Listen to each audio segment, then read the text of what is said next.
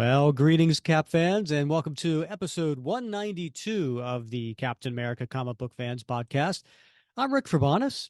I'm your host, and I am joined by a really, some would say, best gosh darn co-host out there. His name's Bob Lucius, and this is the time where I change up the greeting. Oh, Bob.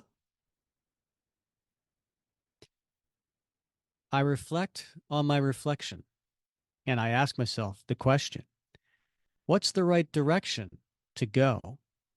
I don't know. Am I a man or am I a Muppet?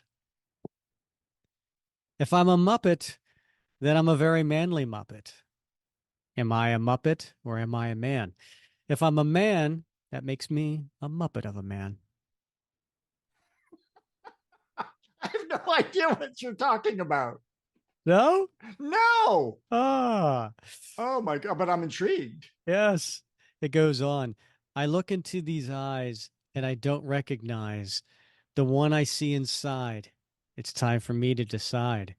Am I a man or am I a Muppet? If I'm a Muppet, oh, I'm a very manly Muppet. Am I a Muppet or am I a man? If I'm a man, that makes me a Muppet of a man. So this is from the movie The Muppets. Okay, yeah, I would have Right? surmised that. Yeah. Yes. So I think this came out like 12 years ago, and it was a live action movie, and it starred Jason Segel. Ah, yes. Did you see that one? I think I saw that. Yeah, Yeah, years and yeah, years yeah. and years ago. Yeah. So there's a scene where his girlfriend leaves him because she's like, you have to ask yourself a question. Are you a man or are you a Muppet? And then he goes into this song and it gets to be very melodramatic and he's like Yeah. looking in the mirror and then there's like a Muppet man staring back at him. It's just so corny. But but Jason Segel he plays it straight. Yeah. Like Yeah. this is like a really dramatic scene. It's just Yeah. hilarious. But Bob, why am I coming to you today asking the question, am I a man or am I something else? I don't know, Rick. I don't know. I don't know. Would it have to do with this issue? Yeah. And Cap wrestling with, or I should say, Steve Rogers slash Captain America wrestling with whether or not the Super Soldier Serum is all he is, or Yeah. if He's he is he's more. looking at himself and am I Captain America because of the drug or am I Captain America because of who I am as a person? Yeah, It's that yeah, it's that turmoil that, he has yeah, to question himself. yeah. So of course I had to come up with Right. am I a man or am I a I Muppet? can almost in my head, I can see Steve Rogers singing into the mirror and looking back at him as like a Muppet Captain America. Wouldn't that be great? Would be Fozzie Bear or something, right? Just as Yeah. Captain America. That would be awesome. Oh no, it would be Sam the Eagle, Oh, yeah, Sam. right? Right. Yeah. Yeah. Yeah.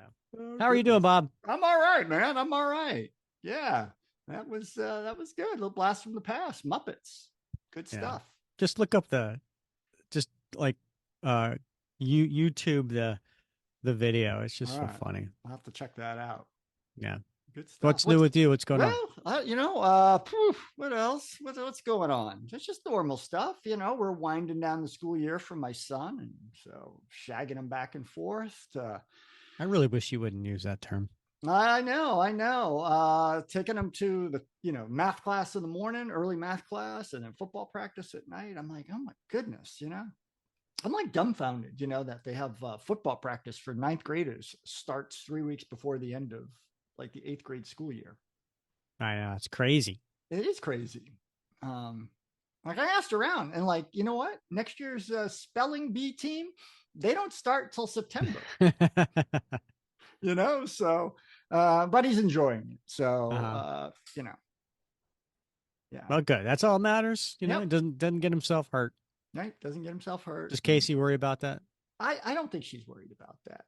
It's all about conditioning, these 3 weeks and in the summer. And it's a big part of why he wants to do it. I'm sure you remember being in that age. And so it's a good chance for him to get some like professional guidance on like how to get in shape and to be around What do you mean? kids his Well, age. I mean, I guess I've seen pictures of him with his shirt off, like making breakfast for Casey, Flexing, and I'm sure. Yeah. yeah, right. And Yeah. I'm like, Yeah. wow, he's pretty lean, he's Yeah. looking all right. Of course, the other thing I thought to myself was, where's the hairnet? Because he's making breakfast for Casey. But yeah, he does definitely needs one. But I love my son's not like a scholar, right? Not yet, anyway. Nor was I at that age, for that matter. But in any case, I asked him, like, what do you think of the coach? Right. And I was a little, I'm always a little worried about like too much emphasis on sports. But the coach was like adamant that like grades come first, right? Football's only going to take you so far. Even if you got a scholarship, it's only going to take you so far. You need to apply yourself in class, and that always has to come first. So I really appreciated that the coach had that message for the kids, even before they're going into ninth grade, because that's starting to get serious now. Yeah. Once they get into ninth grade, particularly these days, it's so complicated now to navigate your way through the ninth grade curriculum and come out on the other end. So. Yeah, I know. It's so tough. Kids got so much going on nowadays, Yeah. as far as, school and extracurricular activities and then everything else. All these crazy different like AP honors, Cambridge, tracks, I mean, like they didn't have any of that stuff, when I was a kid. You just they did, Bob. You just didn't qualify. Oh, well, that's quite possible. That's quite possible. I remember I really wanted to be a National Honor Society. But I wasn't. You know what? For $100, you too could be added to the list of who's who students. Well, the who's who. Yes, that's true. But the National Honor Society, I did not make the cut, and I really wanted to because they went to Florida on the senior class trip for the National Honor Society. But I was really good friends with the advisor, who was a character. I'll have to tell you about him sometime. And he brought me along as the official photographer. Oh, really? So that was my job I bought a video camera, which back then, of course, it's like, big video camera. Yeah. Yeah. Right. And to take pictures. That was my job. Did you like that? Yeah, of course. I just hung out with all my friends. Yeah. Took some pictures here and there. Yeah. It was a scam. It was a scam. He knew it was a scam. But yeah, it worked out great. All right. Like some early version of Girls Going Wild down in Florida. There's Bob with his video camera. Girls Go. Yeah.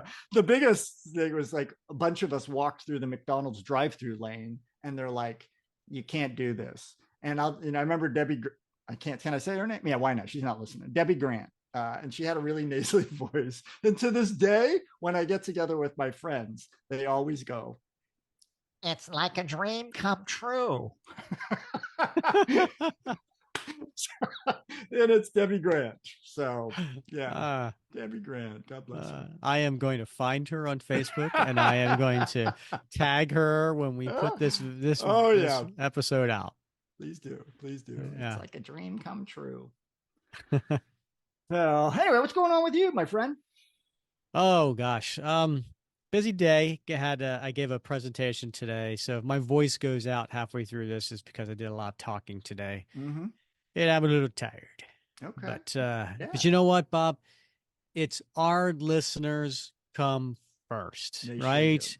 We needed to get part 6 of the Streets of Poison out, and I know that our listeners would not wait yet another week. So, yes, things I do. Yeah, I mean, imagine you get to Hump Day, expecting your episode, your Streets of Poison part 6, and like Hump Day comes and goes, right? Like, how crappy is Thursday and Friday, man? Exactly. That ain't fair. That reminds me. I think I told you before. I'm a huge Bloom County fan. So love those comic strips in the '80s. Just really, really big fan.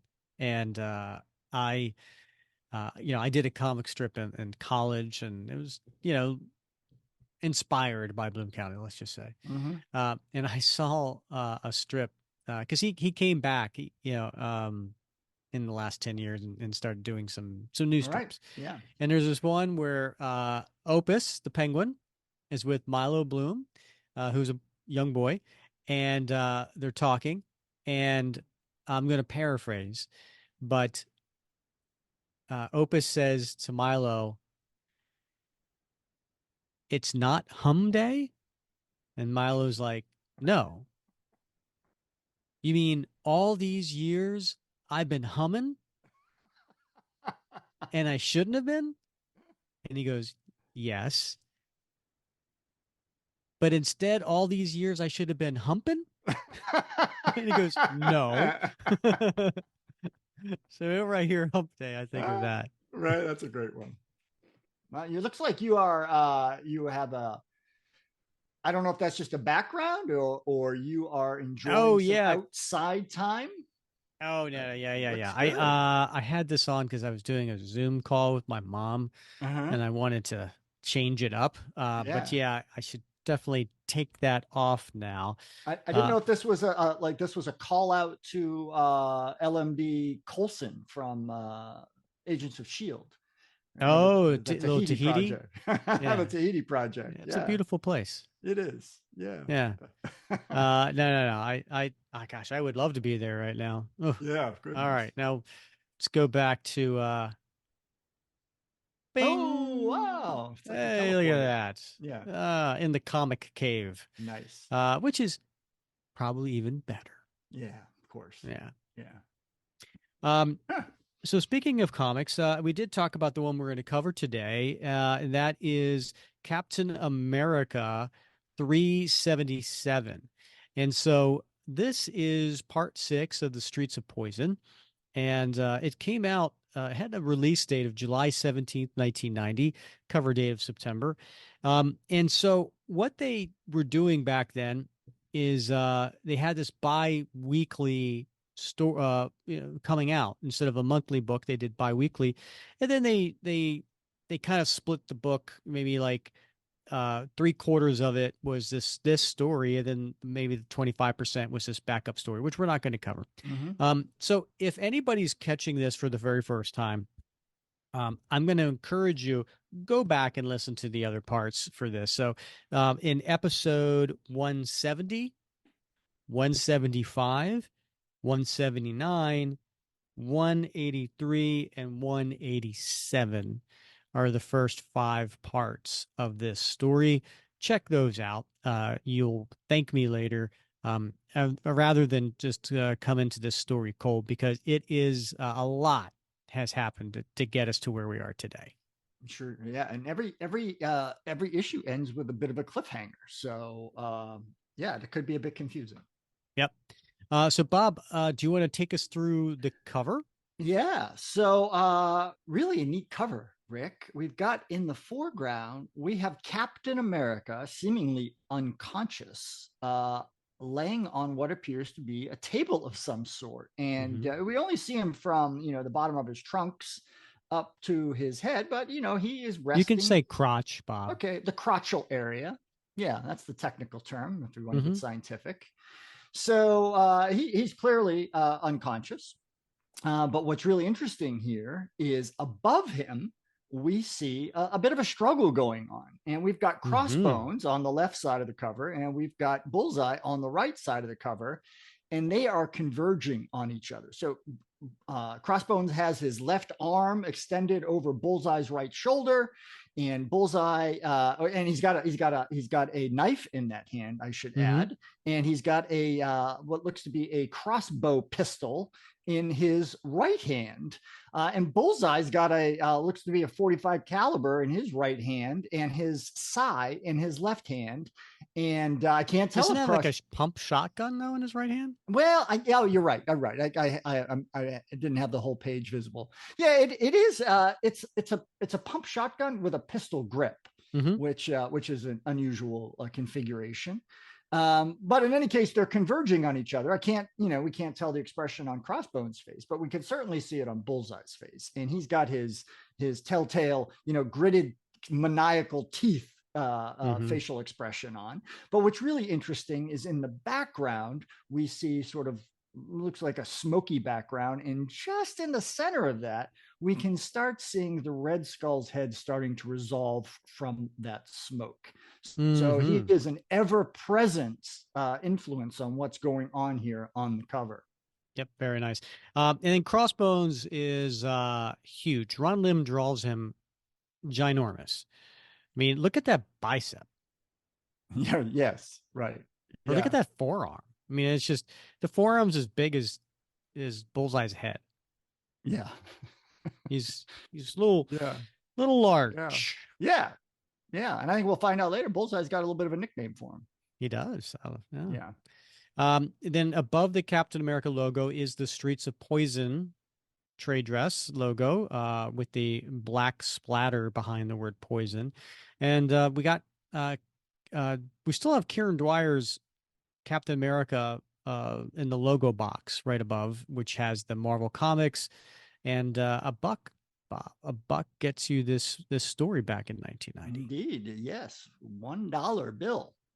So the artists Ron Lim and Danny Bellanti did this cover, and they also did the interiors. The writer Mark Gruenwald, colorist Steve Buccellato, letterer Joe Rosen, and editor Ralph Macchio.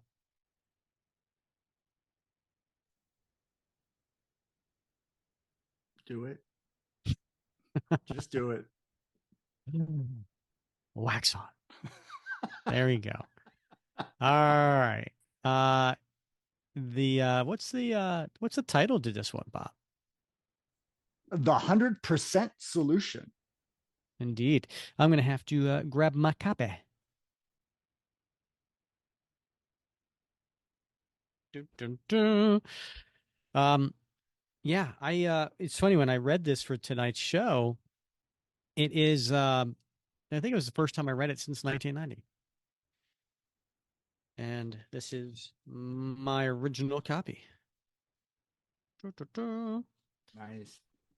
Now, where we left off in the last episode, like as you mentioned before, every issue seems like it's a cliffhanger ending, right? And we had Bullseye sitting on a windowsill ledge outside of the Red Skull's apartment, where he is in there with the Crossbones and giving Crossbone a dressing down, right, for failing to kill the Kingpin. And sure enough, it's where we're picking back up. And the pose of Bullseye is pretty similar, but it looks like the interior inside with the Red Skull and Crossbones is a little different. My misremembering, but I could have sworn Crossbones wasn't in a chair with his back to us. I thought he was facing the other way. I think that's accurate. Yeah, he had just come into the room. Okay. In the penthouse suite of one of New York's most elegant hotels, the Red Skull confers with his right-hand man, unaware that death lurks a mere 10 feet away. And Red Skull has his back to Crossbones. And Red Skull, by the way, is wearing a business suit. He actually masquerades as a diplomat, a businessman, and he took off his artificial human-looking mask to reveal the real head that he has, which is a red skull. I am displeased with you, Crossbones. Your failure to eliminate the Kingpin complicates our business here in New York. Like I just got done telling you, boss. It wasn't my fault. And then Bullseye is crouched there, and he's holding a sai in his right hand. He's got that pistol shotgun in his left hand. He's also got a pistol on his a holster on his leg. He's got it looks like a sword on his back, and then he's got a like a vest. Only one man could be the world's greatest assassin, Skull, and you're about to meet him. The second your goon leaves you alone, kaboom! So we turn the page. I'm deducting 1 percentage point from your share of the profits in this New York operation. Do you have a problem with that? No, sir. And that is all. Get some sleep. I want you to accompany me on my inspection tour of the ice factory this evening. I'll be right outside if you need me. So he leaves, and the moment he leaves, Bullseye breaks through the window, Bob. Rah! Hi, Red. What? Name's Bullseye, on account of the fact I never miss. And he lands there. He pulls up that shotgun pistol, fires it directly into Red Skull's head. Blam! Now, that's what I call a good, clean hit. Now, Crossbones hears this, of course, and he bashes in through the door. Boss! Not anymore. And then he just dodges a bolt coming out of the pistol crossbone that Crossbones fires at him. Whoa, he's fast. Stinking! Aren't we the hypocrite? It's all right for you to try to kill my employer, but not all right for me to kill yours? And then he fires that gun again, Bob. Blam! And Crossbone dives out of the way. Yo, Chubbs! My pop gun's out of ammo. You could come out now. And that's a crazed look by Bullseye. It is, yeah. Look at his pupils, man. They're like pinpoint pupils. Think he's a little into this? Yeah. You're dead, clown. And then we see Crossbones. He picks up a table, like an end table because it's round, and he uses it almost like a shield in front of him and kind of like a battering ram. And then he chases or charges, I should say, directly to Bullseye. And then we turn the page. Bullseye throws a couple of things at him, and it was blocked by the table. It's the sigh, and then there's what would you call that contraption, Bob? The other thing. I don't know what that was. I think it was just a couple throwing stars. Bouncing off. Yeah. Okay, all right. A clown, am I? Never looked in a mirror, huh? Just a bit closer. And he throws the table, but it goes over Bullseye, and who's up near a wall, but it ricochets at the wall and hits him in the back. You missed. Ooh. Hope you punk. I could crush your larynx in 1 second. And he's a big man, right? So he hits Bullseye, knocks him down, and he's strangling him. We turn the page. But you don't deserve a quick death. And then Bullseye's kind of choking, but the next thing you know, he spits something into Crossbones' eye, which causes him to loosen his grip. What the bleep?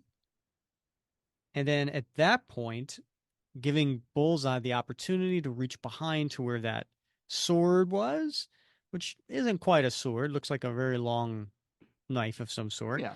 And then he reaches up and he stabs Crossbones right into the bicep. Thing almost went clear through my bicep. And then Bullseye's leaving.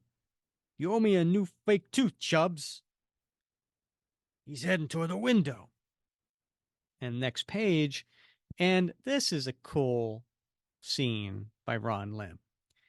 He goes out that window that he busted through, dives out, pulls the gun that was in the holster. Turns out it's not a gun, and it's a cable gun. And he fires it onto the wall on the side of the building.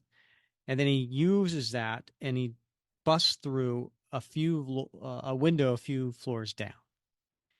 Cable gun better work.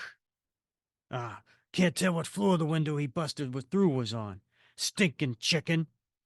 Sorry, boss. Looks like I let you down again.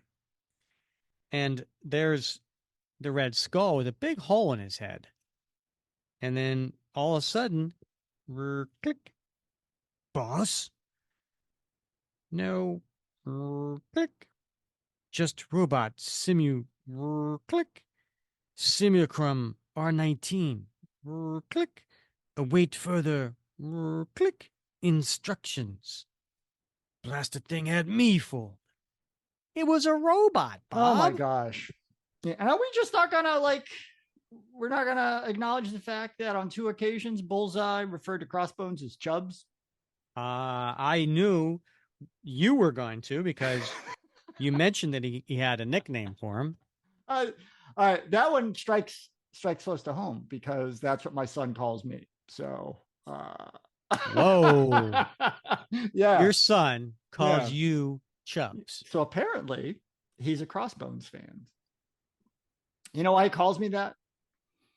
Uh, Because I told him several months ago that that was the nickname from I had for my dad when I was like 11 or 10 or 11. you called your dad I Chubs? did, yeah. Wow. If Yeah, I had dared say that to my dad, yeah, I yeah. wouldn't be here today. Well, we all need a little bit of truth in our lives. So, Wow. yeah. All right. So at that moment in the medical facility below Avengers Mansion, now I'm going to take liberty with this. I don't think this is below Avengers Mansion because Avengers Mansion was, the Avengers base was blown up in All Acts right. of Vengeance. Yeah. So this may be like a temporary thing or something. I'm not sure. So Cap is laying on a bed and he's got an IV next to him. And he's in a kind of like a hospital room, right? Because there's more than one bed there. And there's a doctor over top of him. And then standing there is Black Widow, Diamondback, and John Jameson, the three people who brought him in last issue. The CAT scan of his brain reads normal. Your point blank blast to his skull did no serious damage, Widow. See, Diamondback, it is as I told you. What's in the drip bag, Dr. Kincaid? I've got him under a strong sedative to help him sleep. At least part of his irrational behavior stems from the fact that he's been up for at least 4 days straight. What about the drug in his system? Ice? Bob, I'm going to pause right here. Yeah. Uh, Interesting perspective Ron Lib decided to draw of Dr. Kincaid and Black Widow. Would Well, you it not is agree? once again, if I can use the scientific term, it is we see Cap laying on the gurney, excuse me, and we see basically only the crotchal region of Dr. Kincaid and Black Widow. Hmm. Well, I So would go with the torso. okay, I mean, maybe you're fixated on the crotch, but I am. there is the Yeah, whole torso, yeah, and it yeah. goes down, to just above the knees. Right, the kneeses. Yeah, yeah. Also, if it's a Cap scan of Cap, isn't that a Cap scan? Couldn't help it. Cap uh, fact. That's out for you, Grant. I'm waiting for Henry Pym to get here so he could take a look at the blood sample I took. What with the Super Soldier Serum in his system, his whole blood chemistry is somewhat beyond my expertise. Who's Henry Pym? Hank Pym, the original Ant-Man. Yeah, Yeah, yeah. he's a very, very smart A scientist. genius. Yeah. So I guess you don't know what kind of treatment he might need, huh? Afraid not. The best we can do for him right now is to let him sleep. And they walk out, but Diamondback stays behind. She puts her hand on his hand, and then she leaves. And Cap stirs a little bit. So out in the hallway, well, Miss Romanoff, we really appreciate your help. Doubt we could have brought Cap in without you. Any Avenger would have done the same, Mr. Jamison. I am assuming that the captain's threat to remove me from duty is invalid in light of his condition. I'm sure it is. I enjoyed making your acquaintance, Diamondback. Feelings mutual, widow. Sorry I wasn't more help against Cap. You have some excellent moves. You must learn to not let compassion render you ineffective. Yeah, perhaps you might let me show you some of my techniques someday. That'd be great. I did some research on you. I know of your questionable past. Do not let it deter you. It is no more questionable than my past as a Soviet spy. I have confidence you can live it down. Thanks. And then Black Widow walks off. Phew, don't know if I'm ever going to be as tough as her. Then we cut to the Fisk building, Bob, in Midtown Manhattan. I nailed him, Kingpin. The Red Skull is now the Dead Skull. And it's the Kingpin on the phone. It's a cordless phone, Bob. It's got the little antenna at the top. It is. It is. And he's wearing your favorite thing. Oh, an ascot. Yeah. Yeah. He's wearing his white suit with an ascot. Mm-hmm. Are you certain, Bullseye? Hey, I was there, sir. Stuck a shiv through the Joker that tried to snuff you, too. His bodyguard, Crossbones. Didn't kill him, though. The money will be in the usual place. Drop out of sight for at least 3 months. Do not come here under any circumstances. I'll send word out when I want you. Understand? Yep. And while he's on the phone, uh, he's taking the point end, which is not really pointy. It's kind of blunt, but he's kind of balancing it on his finger. And then Kingpin hangs up the phone, and there's Typhoid Mary, his bodyguard slash assassin slash MTV host. romantic Yeah. love interest. Right. Yeah. And MTV host. VJ. She's got Typhoid that Mary? look. She's got that look Oh, from because his shoulder pads. the early 1990s. Yeah. Yeah. Well, Bullseye claims to have killed the Red Skull.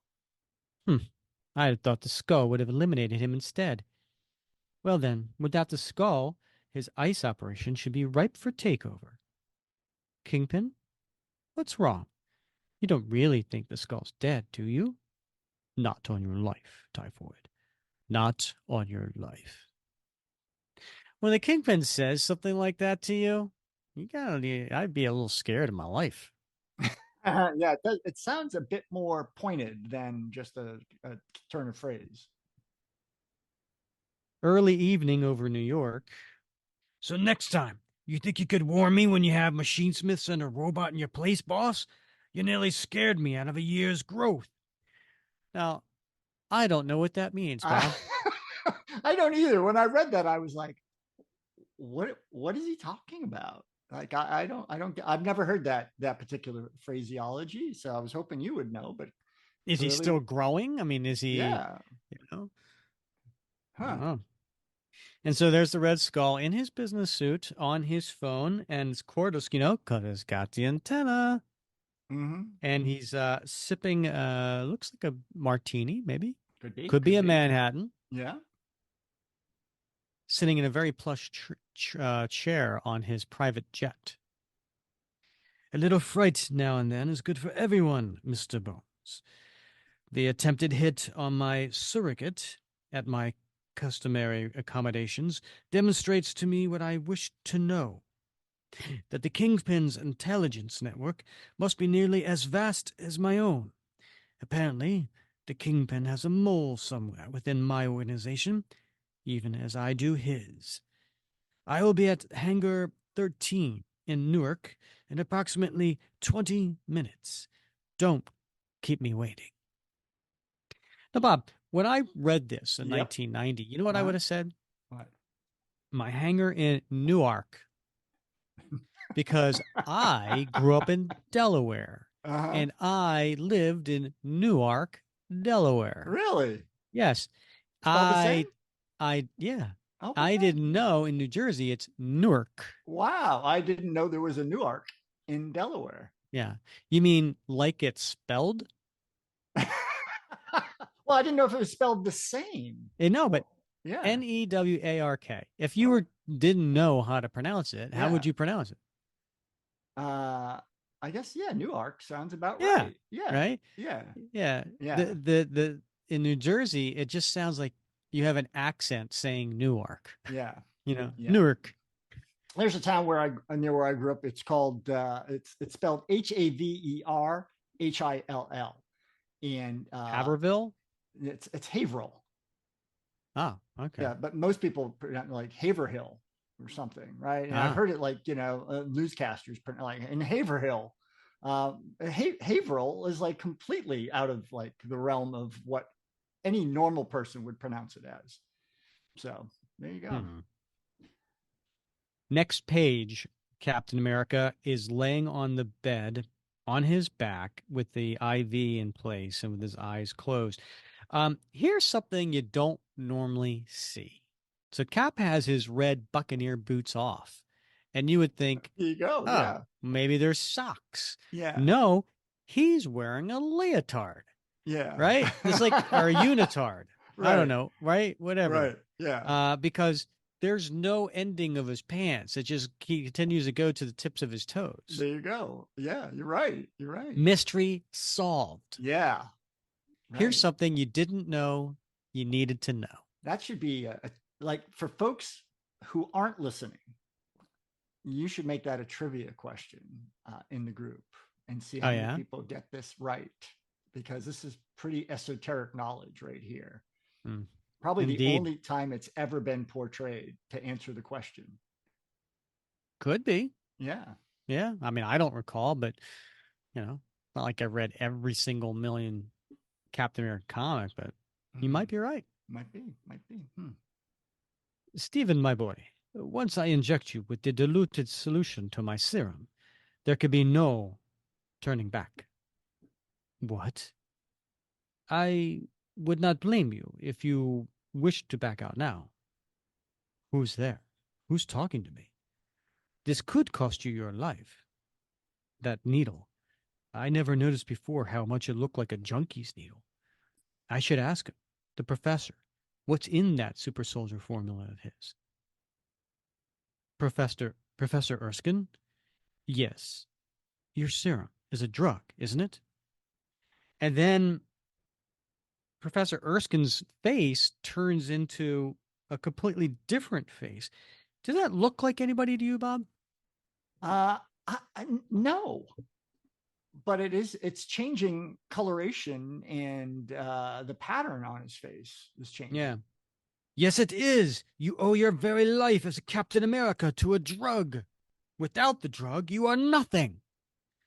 And then Stephen pre-serum sits up. That's not true. There's more to Captain America than that. The drug may have made me strong, but it did not make me brave. It may have made me agile, but it did not give me skills. It may have made me tough, but it did not give me my ideals. Those are all things I contributed. Those things make up Captain America, not your drug. Very pointed.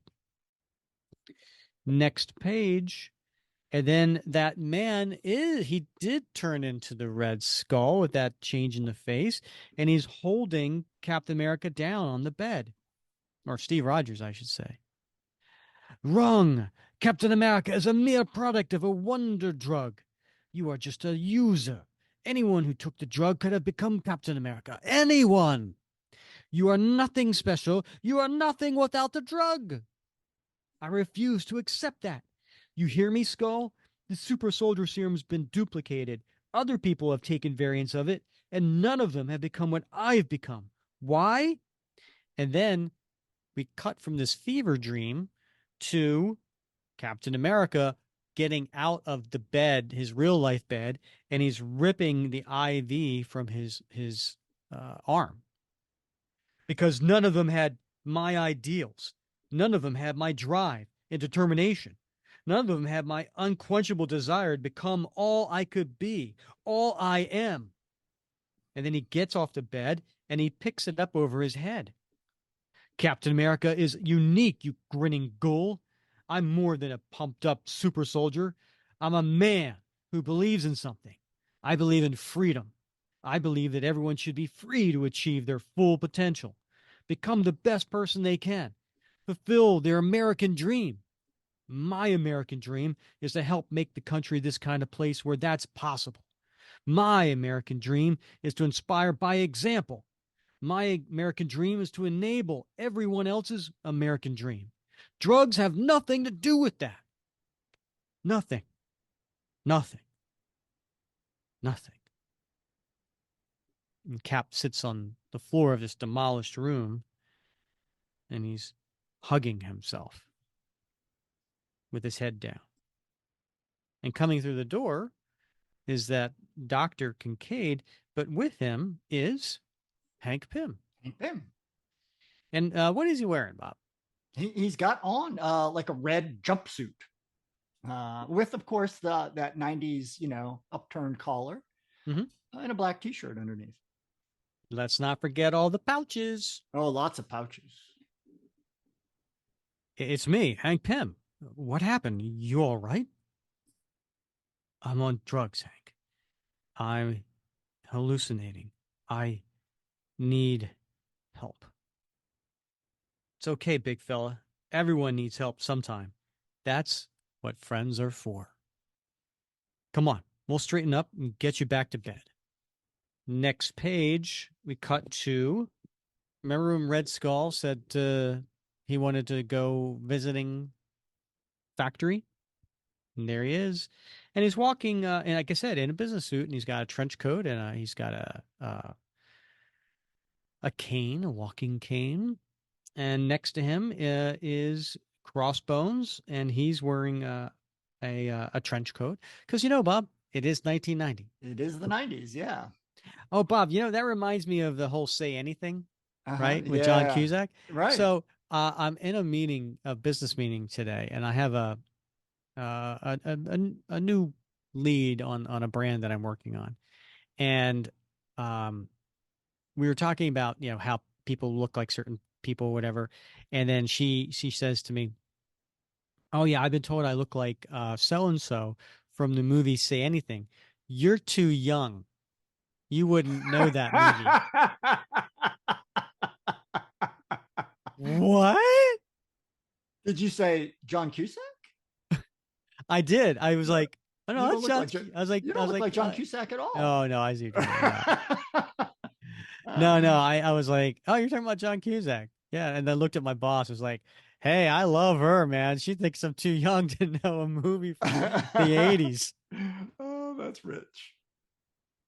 So a few hours later, inside a building that from the outside appears to be an ice cream factory. Oh, I get the irony there. Ice cream factory. Nice. Very well played. The main manufacturer of the ice we're introducing into the New York market, though I expect by the end of the year we'll have opened several branch facilities. And do you know what the true beauty of designer drugs is, Mr. Bones? No, boss. The beauty is that none of the chemicals that make up the crystal methamphetamine are in themselves illegal. Thus, we need not concern ourselves with the cultivation and importation of illicit cash crops. What does concern me and prompt my personal attention is this gang war that has broken out outside the auspices of my field lieutenant Gregory Lasso, a.k.a. Lowlife. Do you remember Lowlife, Bob? I remember. I think he met his demise. Did he not? Yeah, Bullseye killed him. Yeah. Whose whereabouts are currently unknown. It is quite possible that he has been terminated by our competitor. Stop. And he walks through into this office, and there's a lady there. She's a white lady with short red hair. She's wearing glasses and a business suit. Stop staring and go about your business, Miss Conrad. Yes, sir. If Laszlo is dead, I will be very angry. Angry enough to kill the party responsible. Like so. And he's looking at Crossbones, and he lifts his cane behind him, doesn't even bother looking at her, and he hits a switch where this red dust comes out of the cane, envelops her head, and what happens, Bob?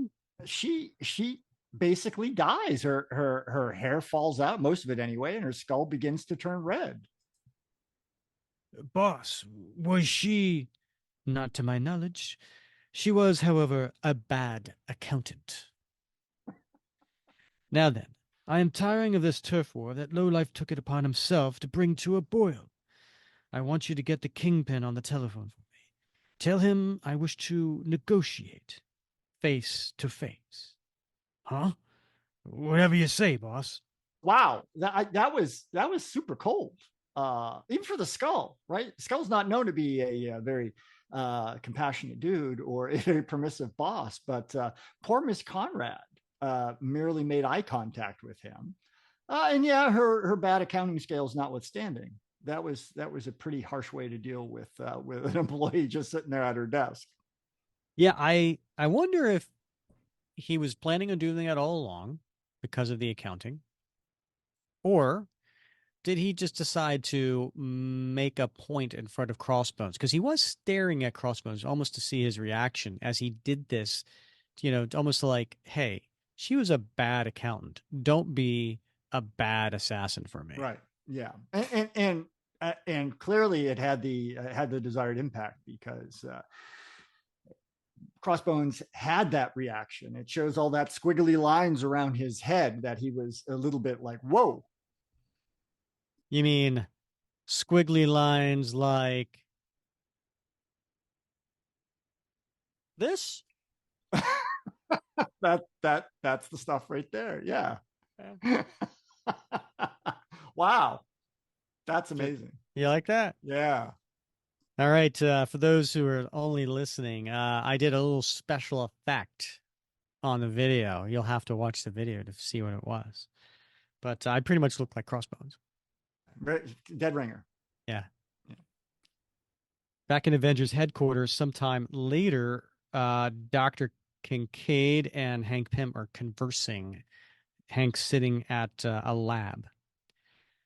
That's it, Keith. I finished the blood workup. So, how's it look? Not too good. The only way I can think of to get that methamphetamine molecules out of Cap's system is by a total blood transfusion. But that will completely eliminate the super soldier serum from his body as well. He'll have a normal metabolism without it. I know that, but I'm not sure what else can be done. Maybe once his 6 quarts of blood are outside his body, we could find a way to cleanse them and give them back to him. Sounds iffy. You're telling me. To save Steve Rogers, we may have to kill Captain America. All right. So And there's a zoom in on his eye to show how serious he this is. is a serious bit. Yeah. I gotta like this bothers me, right? The whole like the idea that like if if you take the blood out of his body, Yes.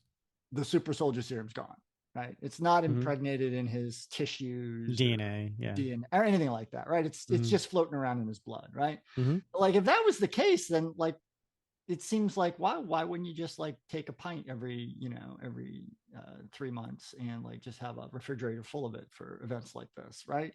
Just I get it's written for kids, right? And so maybe they just want to like simplify this, but this just seems like a big plot hole or something for me. Hmm. Yeah, I really didn't think that through. That is a good point.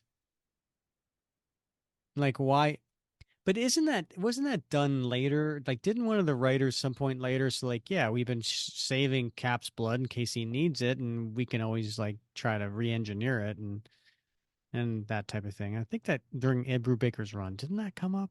I may have I don't recall, but like Hmm.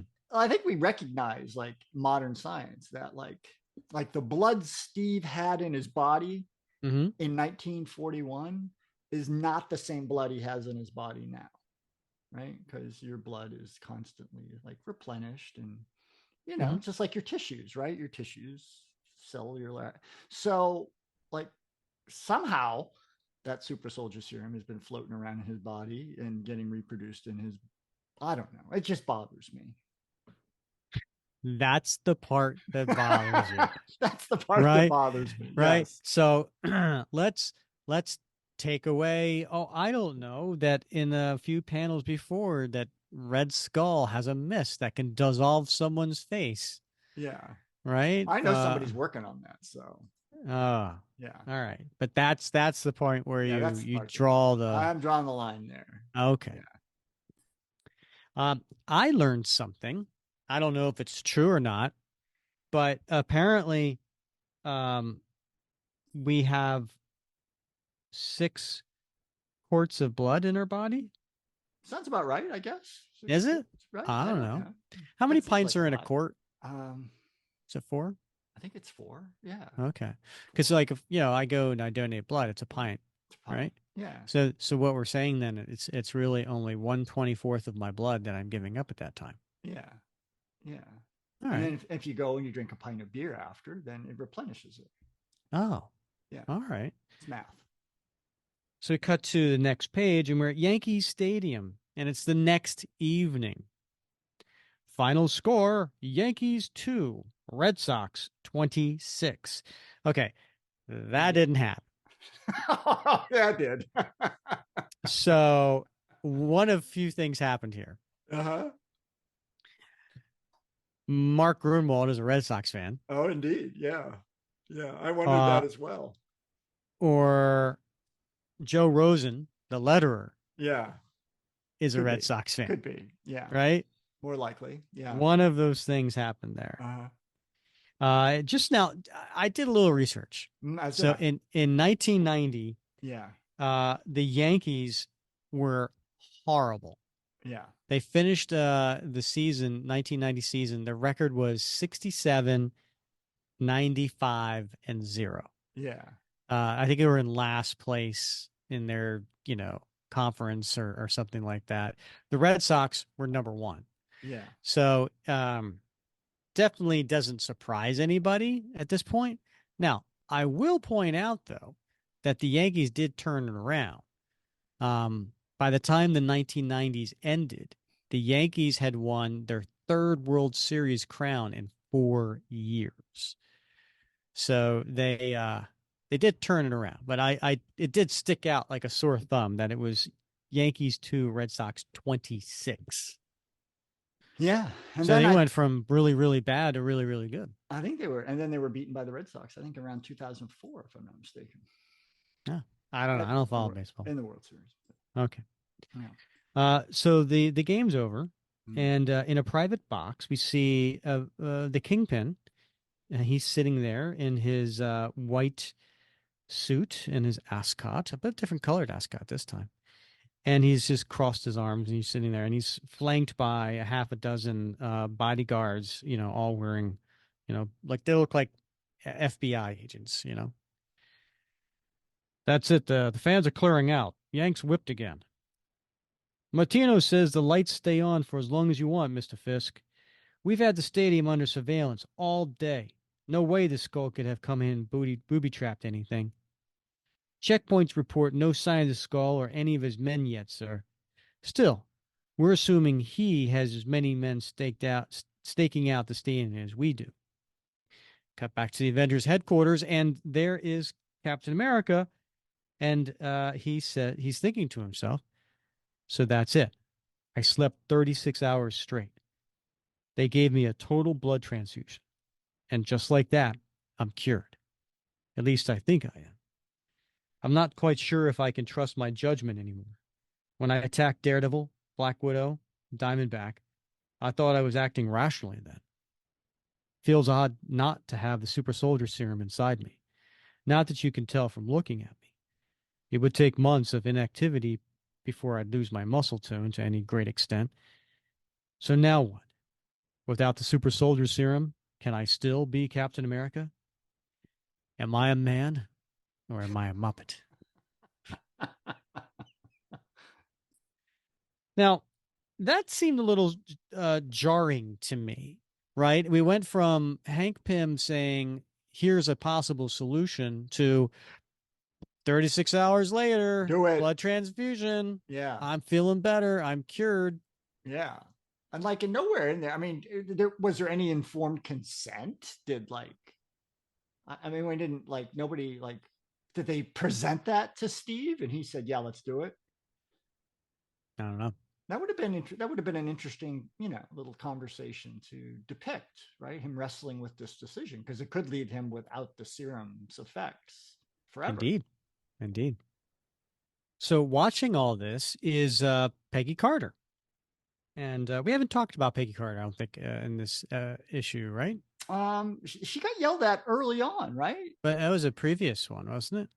I think it was like an issue, the first or second Right, issue, but right? not in this particular issue. Oh, I not think in it's this issue. yeah, Yeah, yeah. So I'm always trying to remember, Bob, that maybe yeah. somebody's listening for the first time. So we All have to right. kind of like explain Yeah, something. So Peggy Carter is, a middle-aged woman who, used to be a romantic interest and a also of Captain America mm-hmm. and also a freedom fighter, Yeah, right, yeah, in the yeah. French resistance French during World War resistance. II. Yeah, And so here she is. And and she used to look identical to Cher. apparently, Yeah. So yeah. Um, so she works for the Avengers and she assists Captain America. And so she's on monitor duty and she sees that Captain America is up from his bed walking. What in the world? Steve's gotten out of bed. I better hit the alarm. Call security. Wait, maybe. And then she goes up to Steve, who has his mask off, but he's going to get his boots and his shield. Steve, you shouldn't be out of bed. Dr. Pym said, I can imagine. May I confide in you, Peggy? Of course, Steve. I'm frightened. He sits down to put his boots on. They took the Super Soldier Serum from me. I'm afraid I can't be Captain America anymore.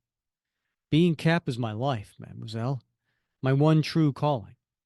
If I can't be Cap, I don't know what. I've got to go out and prove something to myself. And he's putting his mask on. I've got to find out if what really counts is the drug or the man.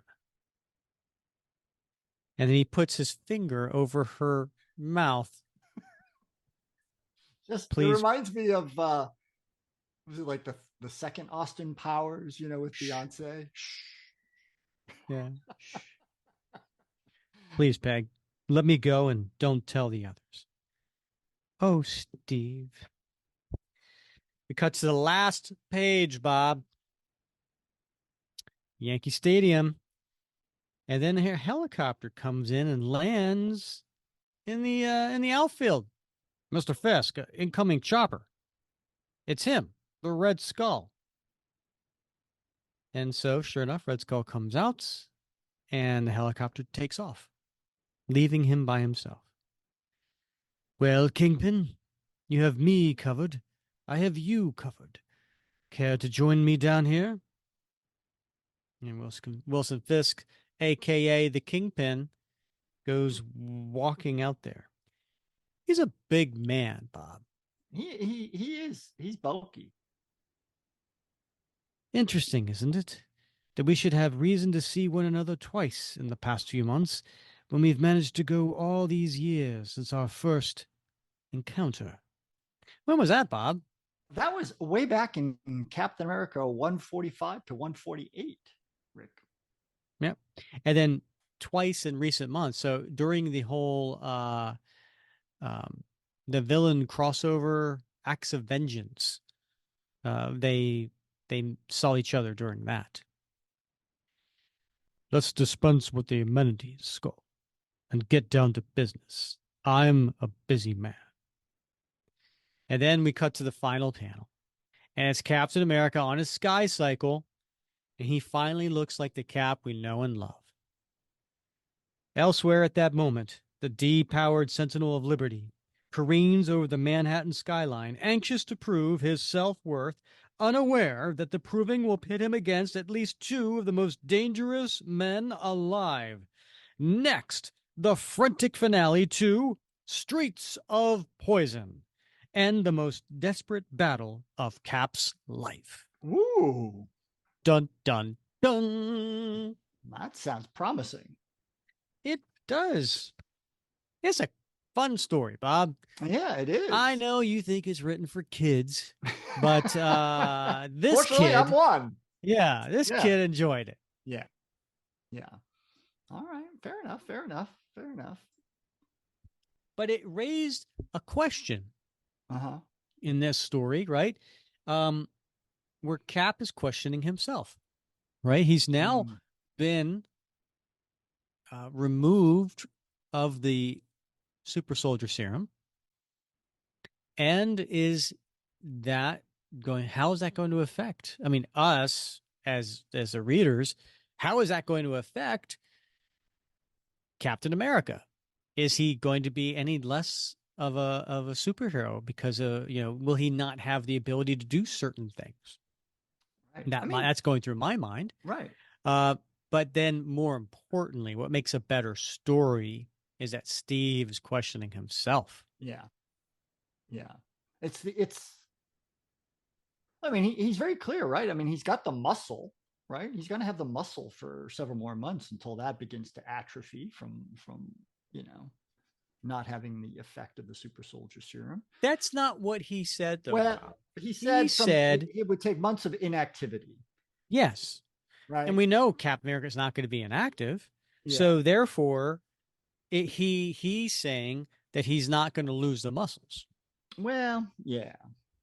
I don't know. I mean, I think there's a couple of ways to read that, and I think certainly he cannot maintain the same level of activity that he could on the super soldier serum, and that gets to the point of like, yeah, he's big, right? He's a big guy now, still, Mhm. right? But is he going to have the speed? Is he going to have the reflexes? Is he going to have all the other benefits that he got from the super soldier The serum? eidetic memory. Right, all that sort of jazz, Yeah. right? Is he going to have that? Recovery, Yeah, and those are yeah. those aren't like the physical. Those are not. I shouldn't say the physical. Those aren't the observable, like by looking at him, right? He Hmm. looks like Captain America, but does he have like all those other things that go along with it? That's what I imagine he's really doubting or Yeah. concerned about.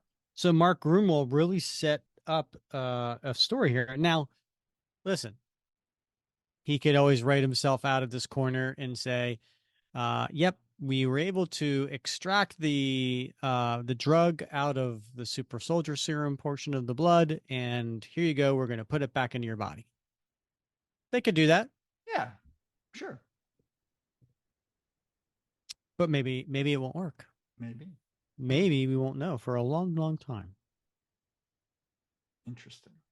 All right, Bob, you go first. Do you have Ooh, a favorite panel in I this issue? I do, Rick. I think it's on at least art wise. It's the third page of the art in the story. It's the panel with Crossbones charging toward Bullseye with that round end table, and what I really like about that is it's got sort of a polished, not quite mirror surface on that Mm-hmm. table, and in it you see Bullseye's reflection, and he is he's preparing himself for Bullseye coming toward him and getting ready Mm-hmm. to throw that sigh, which we see in the next panel. I like that. I like the depth of that because not only do we see Crossbones, but we get to see Bullseye in that as well from the opposite side of the room. So it's a kind of an interesting use of I think the perception. Yeah, I would agree. Yeah. How about yourself?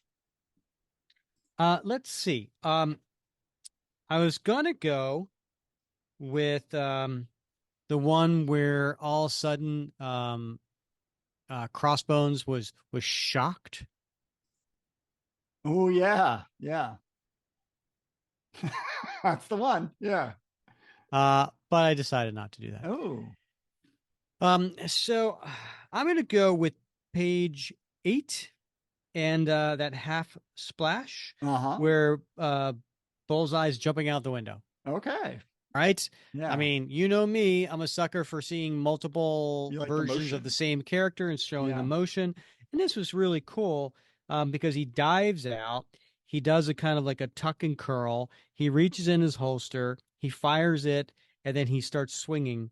And then, so you not only get to see four versions of him, but you also get to see him firing that cable. So you see a loose cable, and then you see a taut cable, and then you see the bent cable. So you get to see all of that action. And it's a pretty cool perspective down the side of that building. I think Ron Lim did a really nice job with all the different levels to show the height of this, you know? I just think it's a really cool panel. Yeah, it's nicely done. It is nicely done. It's got a lot of eye candy to look at there. Mm-hmm. How about a T-shirt? You got anything you're gonna put on a T-shirt? I sure am. Let's see, page 22. Mm. So page 22 is the second to last page. Okay. And it's the panel at the bottom where Cap's putting the mask on his head. Ooh, yeah. And I would love to have, I'd love to have Cap with his pulling the mask down, right? And then I want the word balloons too. I've got to go out and prove something to myself. I've got to find out if what really counts is the drug or the man. Nice. Right? Nice. That'd be a cool T-shirt. That would be cool. Yeah, I like that. Okay. Like a holiday party or something, office party. Be neat. Yeah.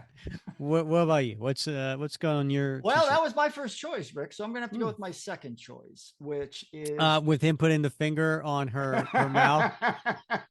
I do love that panel. Yeah.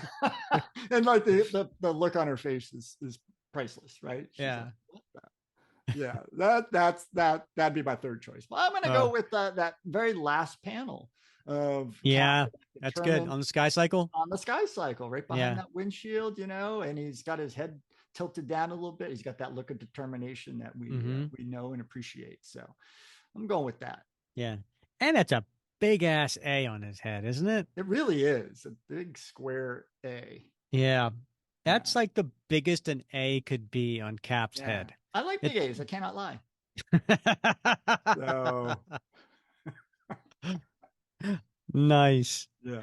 All right. And what's going in your time capsule? All right, Rick. Well, this was a bit of a tough one. And as you read through this story, you kept referring to these as amphetamines. No, the hand phones. What are the mobile phones? Mobile phones with the antenna. Yeah. I now these. Did you have? I had the phone that had the antenna, and you would then you put it back down. I did.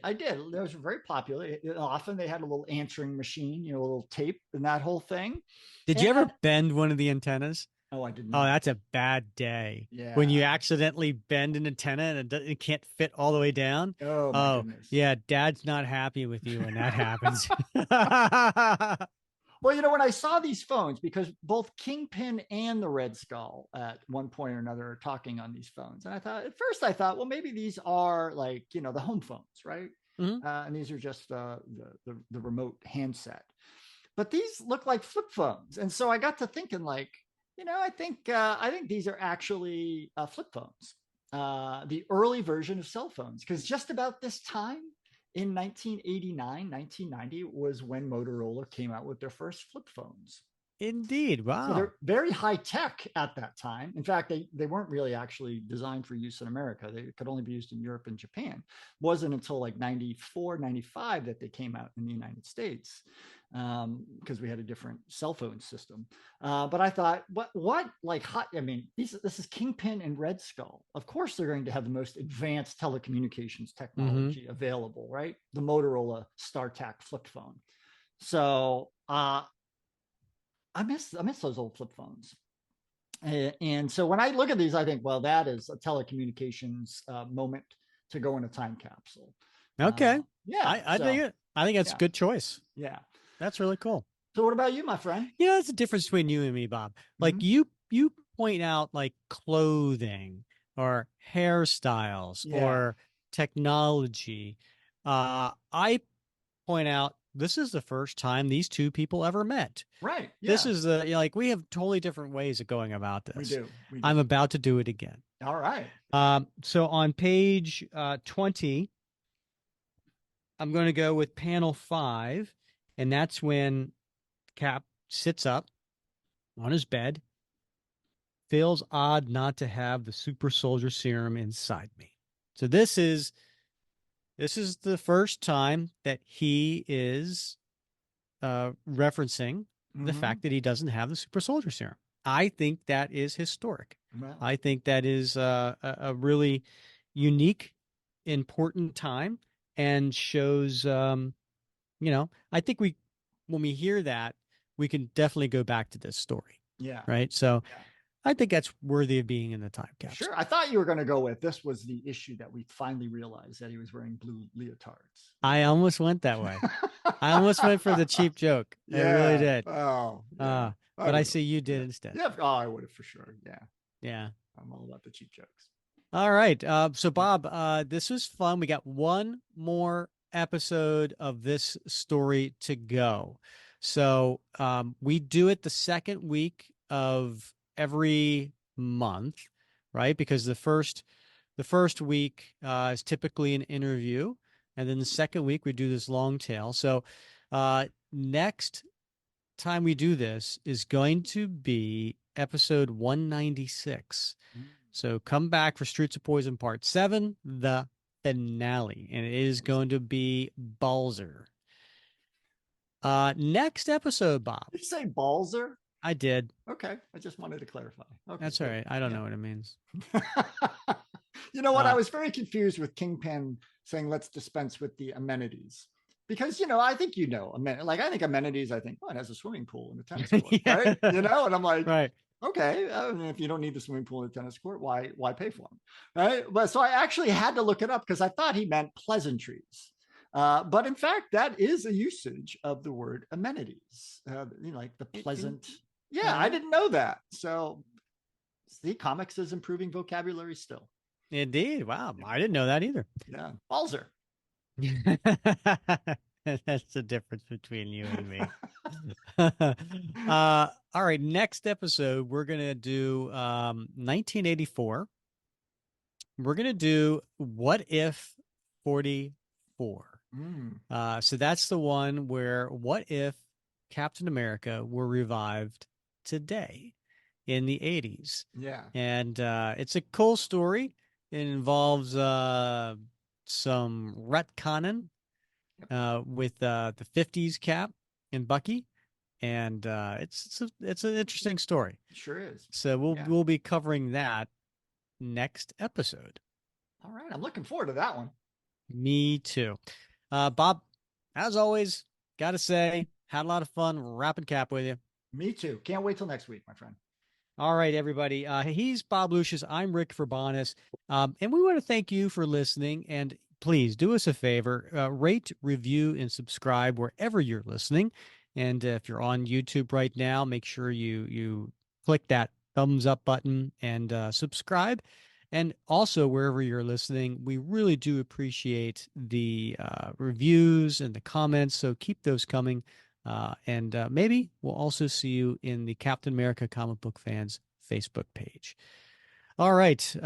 Thanks again for listening to another episode of the Captain America Comic Book Fans Podcast.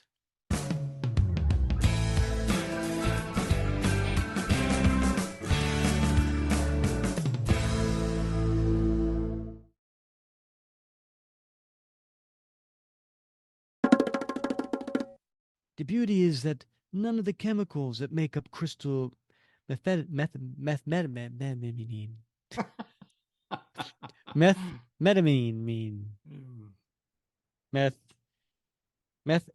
methamphetamine. There's the stuff. Yeah. Oh, you like it, do you?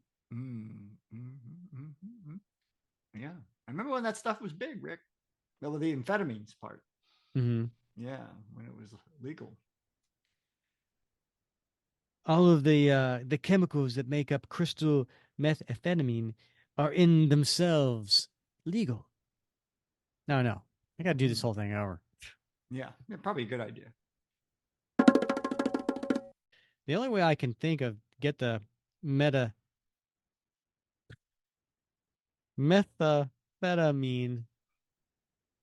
Methamphetamines. Don't say it so fast. That's the safest route. Meta, methamphetamine, methamphetamine. Methamphetamine. Yeah. You Huh? just got to What? say it fast. Methamphetamine. Methamphetamine. Yeah. Okay.